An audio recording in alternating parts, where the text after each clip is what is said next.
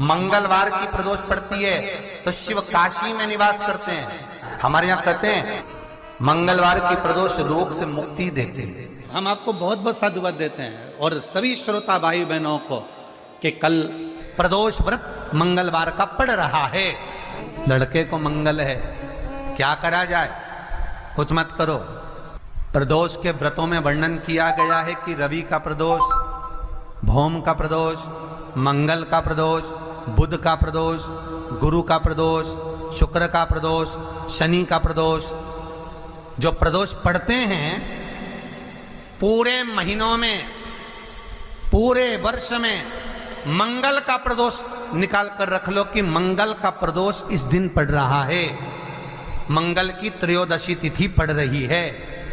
और जिन लड़का लड़की को मंगल होते हैं, जिन कन्या और वर को मंगल होते हैं, केवल शंकर भगवान के मंदिर में जाकर चौमुखी दिया, 4 बत्ती का दिया आटे का, उसमें घी डालकर लड़की शंकर भगवान के मंदिर में मात्र 7 बार शंकर पे से उतार कर 3 बार स्वतः उतार कर शिव के मंदिर में रख देती है। उसका मंगल आड़े आता ही नहीं है, मंगल नहीं आता सामने। मंगल प्रदोष व्रत का इतना महत्व है महाराज। ये प्रदोष व्रत होता क्या है, प्रदोष व्रत का महत्व क्या है? एक बात बहुत ध्यान से सुनिएगा। विवाह, शादी, संतान प्राप्ति, विवाह के बाद में विवाद या किसी नए कार्य के लिए आगे बढ़ रहे हैं और उसमें अड़चन आ रही है, तो एक बार किसी ज्योतिष आचार्य के पास जाकर पूछना, वो बता देगा या तो मंगल या शनि कुछ ना कुछ, कोई ना कोई क्रूर ग्रह तकलीफ दे रहा होगा। ज्योतिष आचार्य के पास जाएंगे, वो कहेगा। जितने भी ग्रह हैं, चाहे राहु हो, केतु हो, मंगल हो, शनि हो, बुध हो, भौम हो, सूर्य हो, ये सारे जो ग्रह हैं ये शंकर भगवान के शिवलिंग के पास में विराजमान है। शिवलिंग के पास में विराजमान। कभी मौका मिल जाए, विवाह शादी में देरी हो रही हो, या कोई नया कार्य चालू कर रहे हो उसमें देरी हो रही हो, या कोई सर्विस के लिए, नौकरी के लिए जा रहे हो और वो कार्य नहीं हो रहा हो, तो एक धतूरा, केवल एक धतूरा, उस धतूरे को फोड़कर उसके अंदर का फल निकालकर उस फल को शिवलिंग पर चढ़ाकर 1 लोटा जल शंकर भगवान को समर्पित कर कर। दिन होना चाहिए मंगलवार। कौन सा दिन होना चाहिए?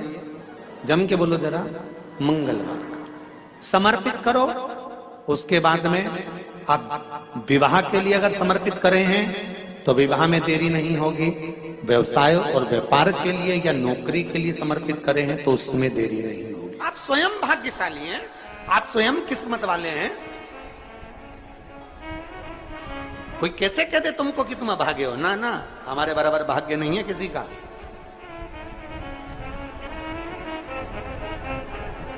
तुम्हारी ग्रह खराब है, तुम्हारे ग्रह खराब है। संभेश्वर महादेव का नाम 7 कनेर के पुष्प, कितने? 7 कनेर मालूम है? ये रोड पर जो जाते हो डिवाइडर में पीला पीला फूल लंबा, जो कि पशु पक्षी कोई नहीं खाता, जहरीला फूल माना जाता है। कनेर के 7 फूल, एक बेलपत्र। जिस समय पर कनेर का फूल बेलपत्र के साथ चढ़ाया जाएगा तो 7 कनेर के पुष्प सीधी बेलपत्र पर आपको रखना है। 2-3 प्रदोष कर कर देखना। अगर कोई आपसे कहे कि आपका भाग्य ठीक नहीं चल रहा, आपकी किस्मत ठीक नहीं चल रही, आपके ग्रह ठीक नहीं चल रहा है, आप भाग्यशाली नहीं हो, पहले तुम वहां से उठ जाओ, उसके बाद में देवाधिदेव महादेव के पास 7 कनेर के पुष्प एक बेलपत्र में रखकर नंदीश्वर के पास में बैठकर श्री शिवाय नमस्तुभ्यम बोलकर अशोक सुंदरी वाली जगह पर स्पर्श कराकर भगवान शंकर पर 7 फूल के साथ बेलपत्री की डंडी अशोक सुंदरी की साइड हो, ऐसा स्मरण करते हुए शिव को समर्पित कर दे। वही बेलपत्री 5 बार नमः शिवाय या पंचाक्षर मंत्र, षडाक्षर मंत्र या श्री शिवाय नमस्तुभ्यम बोलकर वही बेलपत्री 3 प्रदोष, 4 प्रदोष, 5 प्रदोष, 2 प्रदोष, जितने प्रदोष आप चढ़ा रहे हैं प्रदोष काल में, वो बेलपत्री लाकर अपने कक्ष में अपने पूजन वाले स्थान पर रखते जाओ। एक बेलपत्री एक प्रदोष पर लाओगे, अगला प्रदोष आएगा, कितना अंतर पड़ता है आपके भाग्य बदलने में, आपको खुद मालूम पड़ जाएगा कि आपकी किस्मत कैसे बदल गई। मेहनत आपको करना है, परिश्रम आपको करना है, लगन आपको लगाना है, और बेलपत्री और कनेर का पुष्प शिव को चढ़ाना। चालू करो प्रदोष प्रदोष चढ़ाना, चढ़ाओ शिव शंकर का भजन। यहां नहीं चढ़ा सकते, अपने घर पर चढ़ाओ, अपने शिवालय में चढ़ाओ, अपने देवालय में चढ़ाओ, अपने नजदीक में जो शंकर मंदिर वहां चढ़ाओ, आराधना शिव की। कोई कह दे तुमसे कि ये ठीक नहीं, प्रथम आप ये जो कनेर के फूल चढ़ाओगे ना, इसमें श्रंभेश्वर महादेव का भाव होना चाहिए। श्रंभेश्वर महादेव, फिर से एक बार बोलो, कौन से महादेव? श्रंभेश्वर। और फिर एक निवेदन, मान लो कि डॉक्टर कह दे कि बच्चे की धड़कन नहीं आ रही है, श्वास नहीं आ रही है, या शरीर पूरा नहीं है गर्भस्थ बच्चे का, तो उस समय पर भी 7 पुष्प कोई से भी, 7 बेलपत्र अशोक सुंदरी वाली जगह पर एक एक कर कर बेलपत्र, एक बेलपत्र एक पुष्प अशोक सुंदरी वाली, एक बेलपत्र एक पुष्प अशोक सुंदरी वाली जगह पर चढ़ा दीजिए, और एक बेलपत्र उसमें से एक पुष्प लेकर अपने घर चाहिए, और 15 दिन के बाद वापिस उस बच्चे की सोनोग्राफी जांच डॉक्टर के कहने से कराइए। बाबा उस बच्चे की धड़कन, श्वास और शरीर पूरा देगा। श्रंभेश्वर महादेव में, श्रंभेश्वर महादेव का जब नाम लिया जाता है तो 33 कोटि देवी देवताओं का एक साथ नाम उच्चारण हो जाता है। 33 कोटि देवताओं, श्रंभेश्वर। बोल श्रंभेश्वर महादेव की जय। श्रंभेश्वर भगवान का स्मरण किया है। प्रदोष के दिन यदि पीला जो कनेर का जो फूल होता है, पीला भी होता है और एक श्वेत भी होता है, 2 कनेर होते हैं, दोनों में से कोई भी कनेर आज भी अगर प्रदोष के दिन बाबा की कहीं कावड़ लेकर जा रहे हो, या बाबा को कावड़ चढ़ा रहे हो, या 2 लोटा जल अपने नजदीक में चला रहे हो, तो कनेर का पुष्प आज भी चढ़ाया जाता है शिव जी को। क्यों चढ़ाते हैं? उसका कारण ये होता है कि हमारे पूर्व का जो जन्म है उसमें हमसे बहुत गलतियां हुई होगी। बाबा, हो सकता है उसके कारण बस हमको आज दुख देखना पड़ रहा है, आज तकलीफ भोगना पड़ रही है, आज बीमारी, आज रोग हो जाता है, तो उस रोग से मुक्ति एक दिल से जो मांगो, हमारे पूर्व का कोई कर्म होगा तो बाबा उसको समाप्त करे, हमारे पूर्व का किया हुआ बेकार कर्म समाप्त करे और हमको अच्छा करे, हमारे मन के मनोरथ पूर्ण करे, ऐसी कृपा करे बाबा। शिव के मंदिर में कभी मौका लग जाए, आपके घर में हो कनेर, आपके आसपास में कहीं लगा हो, तो वहां से लेकर शिव का श्रृंगार, शंकर का श्रृंगार भी कनेर से कर सकते हो। शंकर का बच्चा हो, बूढ़ा हो, जवान हो, वृद्ध हो, बीमार हो, दुखी हो, तकलीफ हो, कष्ट हो, सुखी हो, कैसा भी हो, अगर कोई सावन के महीने में पार्थिव लिंग का निर्माण कर लेता है, या सावन से हटकर भी पार्थिव लिंग का निर्माण कर लेता है, उसको बार बार जन्म नहीं लेना पड़ता। मृत्यु में बार बार जन्म, बार बार मृत्यु से छूट जाता।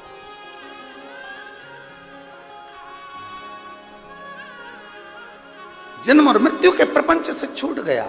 का दिन हो और प्रदोष काल में आप अपने घर से जल और एक हाथ में घी का भरा हुआ दीप लेकर जिस दिन शंकर के मंदिर में जाते हो, शंकर को जल चढ़ाकर हाथ का स्पर्श जलाधारी पर कर कर शिव मंदिर में दीप प्रज्वलित कर देते हो, 26 प्रदोष का पुण्य फल उसी क्षण प्राप्त होगा।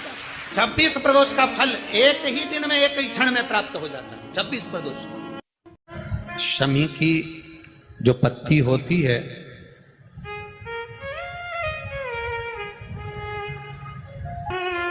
शमी की जो पत्ती होती है,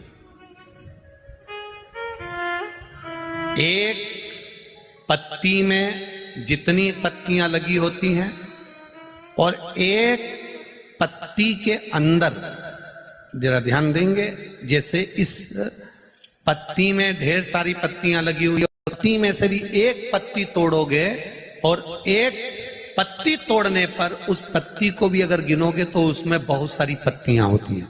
आज प्रयास करना, अगर कहीं आपको शमी की पत्ती मिले तो जैसे ये पत्ती, इस पत्ती को तोड़ा गया, इस पत्ती में से एक पत्ती निकाली गई और एक पत्ती निकालकर आप धीरे से रखना, उसमें भी बारीक बारीक बारीक बारीक बारीक बारीक बहुत सारी पत्तियां नजर आती हैं। शिव महापुराण की कथा कहती है, जो सोमवार की अष्टमी हो या प्रदोष का व्रत हो या 12 महीने की शिवरात्रि हो या किसी भी दिन प्रदोष काल के अंतर्गत शंकर भगवान को एक शमी का पत्ता कोई भूलवश भी समर्पित कर देता है, तो जितनी एक पत्ती में पत्तियां होती है और उस पत्ती के अंदर भी एक पत्ती को तोड़ने के बाद जितनी पत्तियां होती है, उतने जन्म मृत्यु लोक में मनुष्य के नहीं होते। 84 लाख योनियों में से वो योनियां कट जाती हैं और देव योनि प्राप्त हो जाए। एक शमी पत्र की इतनी महत्वता है। लड़का लड़की 40 साल के हो गए, 35 साल के हो गए, उनका अगर विवाह नहीं हुआ है, बहुत रिश्ते आए चले गए, संबंध आए चले गए, या जो बेटा बेटी चाहते हैं कि हम अच्छा पढ़कर एक नौकरी सरकारी प्राप्त कर लें, कोई ऐसा अच्छा जॉब हमारी किस्मत में मिल जाए, उन बेटा बेटियों से निवेदन करूंगा, यदि आप चाहते हो तो एक प्रयास जरूर करना, एक प्रयास अपनी जिंदगी में जरूर करना। शिवलिंग समझ लेना जरा अच्छे से, शिवलिंग, जलाधारी, गणेश, कार्तिकेय, अशोक सुंदरी, और ये शिवलिंग, और ऊपर भगवान शिव की 5 बेटियां, जया, विषहरा, शामलीवारी, दौतली, देव। 3 प्रदोष या 3 शिवरात्रि। कितनी प्रदोष? 3 या 3 शिवरात्रि। मेरा बेटा बेटियों से निवेदन है, जो अच्छी पढ़ाई कर रहे हैं, मेहनत करो, अच्छा पढ़ो, और मेहनत के साथ में जब कंपटीशन एग्जाम में बैठने का समय आए, 3 स्थान जहां पर आपको, प्रथम अशोक सुंदरी, अशोक सुंदरी की जगह पर जब आप बेलपत्र समर्पित करेंगे तो डंडी का मुख जहां से पानी बहता है उस स्थान पर रखेंगे। दूसरा, शमी का पत्ता, शमी का पत्ता। दूसरा, शमी के पत्र को देवादिदेव महादेव पर जब आप समर्पित करेंगे तो उसका डंडी का मुख भी जहां से जल बहता है उस ओर रखेंगे। और तीसरे नंबर पर है आंख का पुष्प। एक पुष्प होता है आंख का सफेद और एक पुष्प होता है हल्का सा नीला। करें दर्शन आप लोगों ने? जम के तो बोलो जरा, करें ना? एक सफेद होता है, एक हल्का सा नीला होता है। सफेद आंख का जो पुष्प होता है वो केवल देवादिदेव महादेव का एक स्वरूप होता है, और हल्का सा जिसमें गुलाबीपन, नीलापन होता है वो शिव, पार्वती, गणेश, कार्तिकेय, अशोक सुंदरी, जया, विषहरा, सामरीवारी, दौतली, देव और शिव जी के जितने गण हैं उन सबका प्रतीक होता है। तो तीसरे नंबर का जो आंख का गुलाबी कलर या हल्का नीला सा जो पुष्प होता है, उस 5 पुष्प का गुच्छ मां जगत जननी का जो स्थान है जलाधारी, जहां अगर आप इधर बैठे हो तो उसकी विपरीत दिशा, इधर बैठे हो तो उसकी विपरीत दिशा, इधर बैठे हो तो उसकी विपरीत दिशा, विपरीत दिशा में उस पुष्प को समर्पित करना है। अच्छी पढ़ाई करो, अच्छी मेहनत करो, और मेहनत के साथ में जब कंपटीशन एग्जाम के लिए जा रहे हो, उस जगह पर सीए की पढ़ाई भी कर रहे हो, चाहे किसी भी पढ़ाई में लगे हो, मेहनत के साथ में बाबा देवाधिदेव महादेव को 3 प्रदोष या 3 शिवरात्रि आप दिल से बाबा को समर्पित कर कर, बाबा से प्रार्थना कर कर अशोक सुंदरी पर चढ़ाई हुई बेलपत्र को वापिस लेकर आइए। जिस विद्या स्थल पर आप पढ़ाई करते हो, जिस कमरे में आप रहते हो, वहां उस बेलपत्र को 3 प्रदोष की या 3 शिवरात्रि की बेलपत्र रखिए। जिस समय बाबा आपकी नौकरी लगा दे, ये 3 बेलपत्र एक साथ किसी भी प्रदोष पर शिव जी को समर्पित करिए। ये शिव तत्व है। आप मेहनत करें, खूब मेहनत करें, कंपटीशन एग्जाम के लिए जितनी कोचिंग कर सकते करो, मेहनत करना उतना करो, जितना करते हो उससे 4 गुना ज्यादा करो, और उसके साथ में देवाधिदेव महादेव से नंदीश्वर शिव महापुराण से एक बात सीख कर जाइएगा। अगर आपको लग रहा है कि दुख समाप्ति नहीं हो रहा है, एक बीमारी से उठे दूसरी बीमारी में लग गए, फिर कोई दुख आ गया, फिर कोई दुख आ गया, फिर कोई तकलीफ आ गई, फिर कोई तकलीफ आ गई, बार बार आपको लग रहा है कि दुख पीछा ही नहीं छोड़ रहा, तो नंदीश्वर शिव महापुराण की कथा आपको कह रही है, प्रदोष के दिन, प्रदोष काल में 2 जगह दिए लगाना प्रारंभ कर दो। पहला, बेलपत्री के वृक्ष के नीचे पहला दिया प्रदोष काल में, प्रदोष के दिन बेलपत्री के वृक्ष के नीचे, और दूसरा दिया अपने दरवाजे की चौखट के बाहर, मतलब अपन बाहर खड़े होंगे, अंदर की ओर दिया नहीं, बाहर की ओर। एक दिया बेलपत्र के नीचे देवाधिदेव महादेव से प्रार्थना कर कर, हे शिव शंकर, हे गौरी शंकर, हे शिव, आज प्रदोष का दिन, प्रदोष काल में आप भ्रमण के लिए निकलोगे नंदीश्वर के साथ में, ऐसी कृपा करना, आपके लिए मैंने द्वार सजाया है भोलेनाथ, आपकी दृष्टि मेरी चौखट पर भी कर देना, मेरी जिंदगी संवर जाए। इसलिए 2 दीप स्मरण करो। हाँ, अच्छा इशारा करा है, उसको समझ गए हो। जिस दिए को आप लगाओगे प्रदोष के दिन, प्रदोष काल में, एक दिया बेलपत्री के वृक्ष के नीचे लगाया है, और दूसरा दिया जब आप घर में प्रवेश करोगे तो राइट हैंड पर ही लगाएं। कौन से हैंड पर लगाएं? राइट हैंड पर। बहुत बहुत साधुवाद आपको दीदी, धन्यवाद, धन्यवाद दो। उन्होंने इशारा करके बताया कि दिया किस ओर लगाएं, कम से कम अपने को अंदाजा तो लग जावे ना दिया किस ओर लगना चाहिए।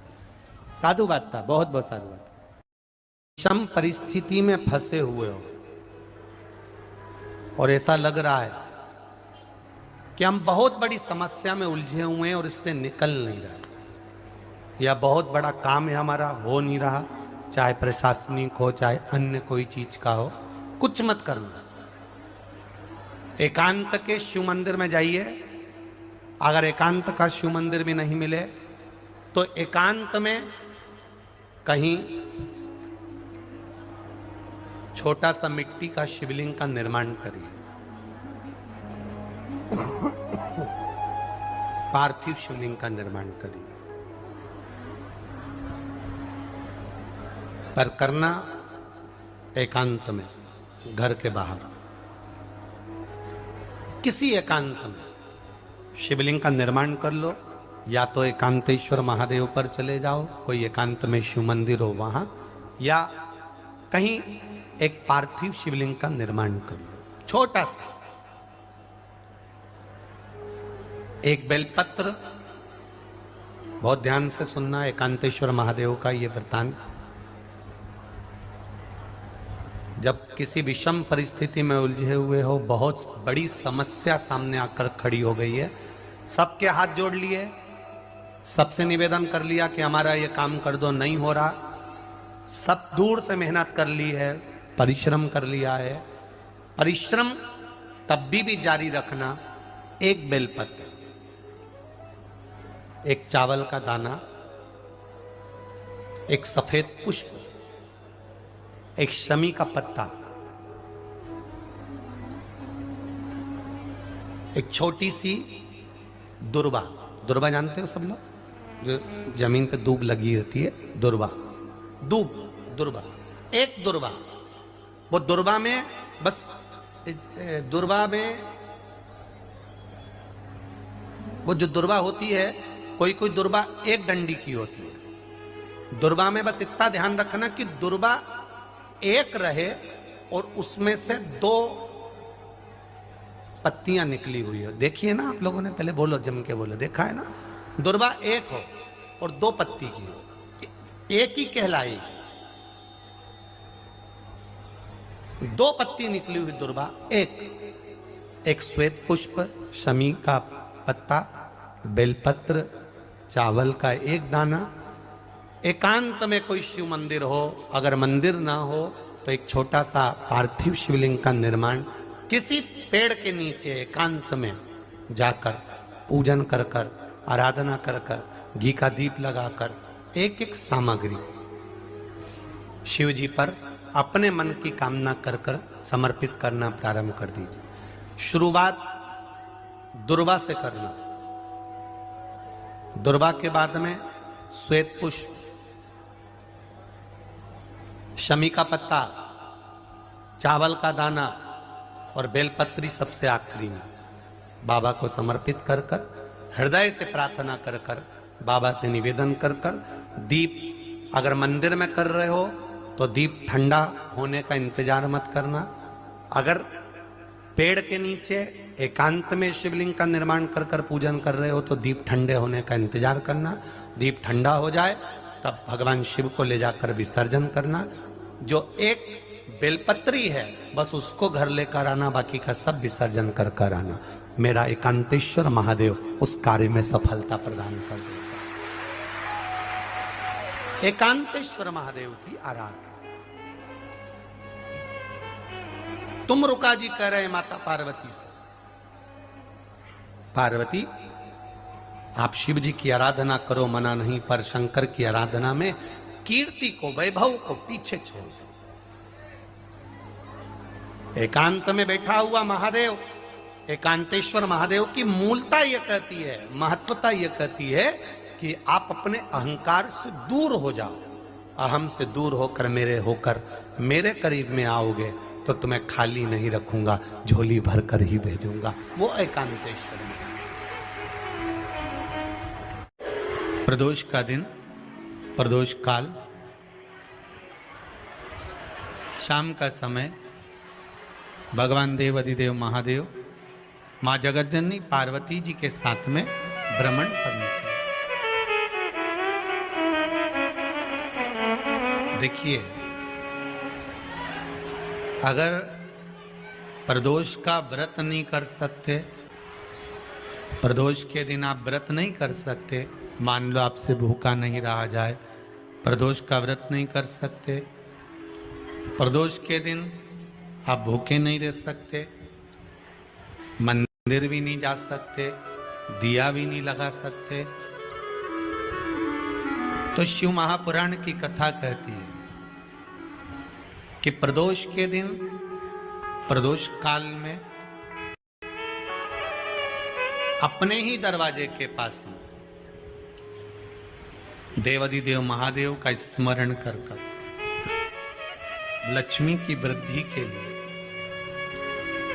कार्य सिद्धि के लिए, संपदा को प्राप्त करने के लिए आप अपने ही दरवाजे के पास में एक दीप लगा सकते हो। कौन से दिन? प्रदोष के। एक बात और अच्छे से समझ लीजिए, जो बच्चे चिड़चिड़े होते हैं, चाहे घर में बेटे हों, बहुएं हों, सास हो, ससुर हो, परिवार में छोटे छोटे बच्चे हों, चिड़चिड़ प्रवृत्ति करते हों या चिड़चिड़ा स्वभाव हो, जरा जरा सी बात में क्रोध आ जाता हो, बोलने का भान नहीं रह पाता हो, शब्दों के बाण चलते हों, तो महाराज प्रदोष के दिन, प्रदोष काल में बेलपत्री के पेड़ के नीचे एक जो पत्ता आपके पास में हो, पान का मिल जाए तो पान का, पीपल का मिल जाए तो पीपल का, बेलपत्र का मिल जाए तो बेलपत्र का, उस पत्ते पर मात्र थोड़ा सा शहद और 7 दाने चावल के रखकर घी का दिया लगा दो महाराज, और थोड़ा सा जल हाथ की अंजलि में लेकर भगवान देवाधिदेव महादेव का स्मरण कर कर कि इस बेलपत्री के वृक्ष के नीचे माता लक्ष्मी, पार्वती, सरस्वती विराजमान है। इसी बेलपत्री के पेड़ के नीचे मेरे देवाधिदेव महादेव का 12 ज्योतिर्लिंग का स्वरूप प्रकट है। उनका स्मरण कर कर जल चढ़ा दीजिए और उसका स्मरण कर लो जो चिड़चिड़ प्रवृत्ति करता हो, क्रोध करता हो, जिसको बोलने का भान नहीं होता हो, सम्मान नहीं देता हो, अपशब्द कहते हो, उनका स्मरण कर कर आप छोड़ेंगे। एकदम एक प्रदोष करेंगे, दूसरे प्रदोष तक तो आपको कोई दिक्कत ही नहीं। 2-3 प्रदोष कर कर देखिए, बाबा कृपा करें। बच्चों को पढ़ने का कह रहे हो, पढ़ने बैठो, पढ़ने बैठो, पढ़ने बैठो, पढ़ने बैठो, तो एक आध प्रयास बच्चों के लिए भी कर लिया करो कि भाई ठीक है, बच्चे लोग विद्या में प्रबल होंगे।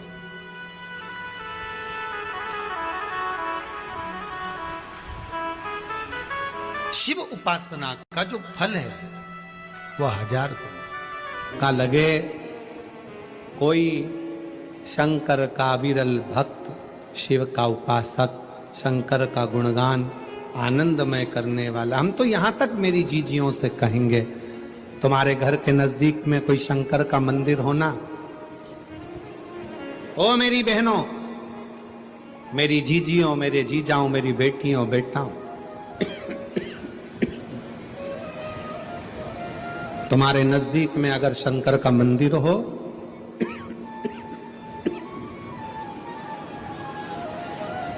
तो उस शिव मंदिर में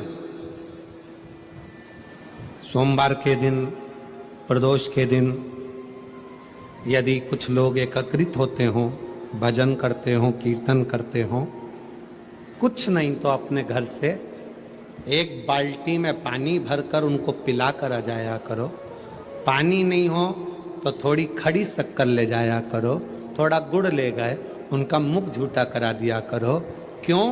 क्योंकि शिव भक्त के शरीर की हड्डी का स्पर्श भी राक्षस को हो गया, वो तर गया। अगर कोई शंकर का भक्त है और उसका मुख हमने झूठा करा दिया तो हमारे घर के भंडारे कभी खाली नहीं होते, भरे भरे। करना क्या है? जब व्यक्ति को ऐसे गलत विचार आने लगे हैं पूजन के समय पर, अच्छी जगह पर, ये गलत गलत विचार, आप गलत कर नहीं रहे हो, आप मांसाहार नहीं कर रहे हो, आप किसी स्त्री को गलत नहीं देख रहे हो, आप किसी पुरुष को गलत नहीं देख रहे हो, आप किसी मदिरा की दुकान पर नहीं गए हो, पर आपकी विचार धारणा में अगर ये चीजें पूजन करते समय, भजन करते समय, अर्चना करते समय, मंदिर जाते समय, मंदिर में बैठते समय, मंदिर में उपवास करते समय, तुम्हारी बुद्धि में अगर ये चीजें आ रही हैं, मन में अगर ये चीजें पाठ करते करते भी अगर आ रही हैं, तो समझ लेना कि आपके ऊपर कहीं ना कहीं किसी ना किसी रूप में कोई अन्न किसी के घर का ऐसा खा लिया है जिसके कारण तुम्हारी बुद्धि थोड़ी सी भ्रष्ट हुई है। उसको सुधारें कैसे, उसको संवारें कैसे?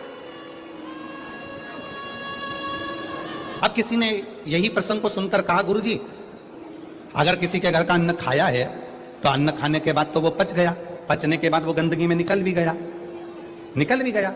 अब तो वो विचार आना बंद हो जाना चाहिए। अब तो 1 साल हो गया, 2 साल हो गया, 1.5 साल हो गया, 6 महीना हो गया, तो भी वही विचार आ रहा है। तो हमारा निवेदन है, भोजन करने के बाद भोजन पच जाता है, भोजन करने के बाद भोजन समाप्त भी हो जाता है, पर उस भोजन से जो रक्त की 4 बूंदें बनती हैं वो इस शरीर में दिन रात तुम्हारे मरते दम तक दौड़ती रहती है। शरीर में वो रक्त की बूंद चलती रहती है। इसलिए विचार 1 साल, 2 साल, 4 साल, 6 साल, 15 साल जैसे चलते रहते हैं। उस विचारों को, गलत सोच को, गलत विचारों को, गलत दृष्टि को समाप्त कैसे करें? मेरी जीजियों, मेरे जीजाओं, मेरी बेटियों, बेटाओं, मेरी माताओं, मेरे भाई, मेरे बांधव, अपने को भी अगर गलत विचार आते हो, पूजन के समय पर पाठ करते करते गलत जगह पर अपना मन जा रहा हो, तो 5 प्रदोष एक कटोरी में 1 चम्मच घी, गाय का, देसी गाय का 1 चम्मच घी, 1 चम्मच भी ना हो तो तो आधी चम्मच घी, आधी चम्मच भी अगर घर में ना हो तो 2 बूंद घी, 2 बूंद भी ना हो तो देसी गाय का 1 बूंद घी अपनी हथेली में मध्य में लगाकर, जो शंकर भगवान का,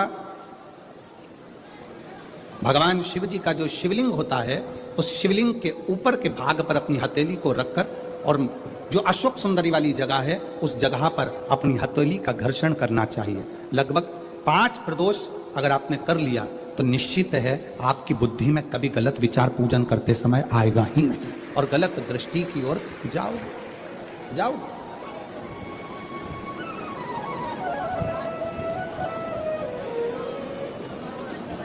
वेद लक्षणा गाय, देसी गौ माता का घृत जीवन को एक आनंदता देता है, आनंद।